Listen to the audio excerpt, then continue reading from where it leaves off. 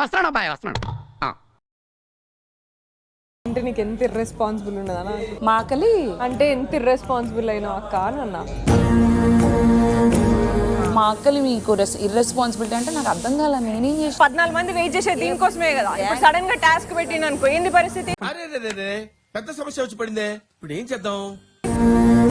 బేబక్క, శేఖర్, యష్మి మరియు నబీల్ వీరికి కూడా పొద్దున్నే బేవర్స్ గాళ్ళు ఎక్కువైపోయారు.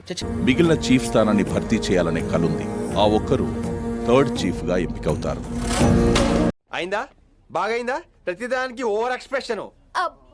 ఇప్పుడు అనండి. మీరు ఒక అనుకున్నారు కదా ఇది కరెక్ట్ అని, అదే వెళ్ళండి. మీరు ఇల్లు చూసుకోలేరా చీఫ్ గా? జన్మలో ఇంకెవరిని కేలకడం వాట్ హీ సెడ్ సాఫ్ట్ గా ఉన్నారు, వాళ్ళు మీకు ఇన్ఫ్లుయెన్స్ చేస్తున్నారు, మీరు అవుతున్నారు. అది సాఫ్ట్ ఉండడమే. అది నా బలహీనత. ఆమెకి ఒక ఒపీనియన్ ఉన్నప్పుడు ఆ ఒపీనియన్ తో మీ ఊళ్ళో తెలివితేటలు ఇక్కడ వాడకు.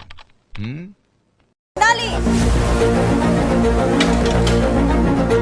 2 days లో నాకు ఎక్కడ నీకు సొంతంగా ఒక కేపబుల్ ఉంది to control things, you can talk to the people. Not saying will not.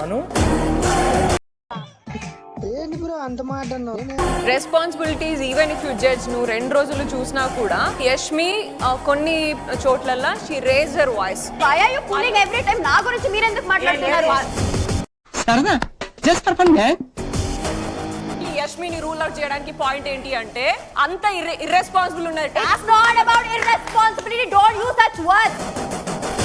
పండ్రా బాబు, జురాసిక్ పార్క్ లో డైనోసార్ లాగా వదులుతుండు. నేను ఎందుకు Let me talk, Yashmi. Let me answer.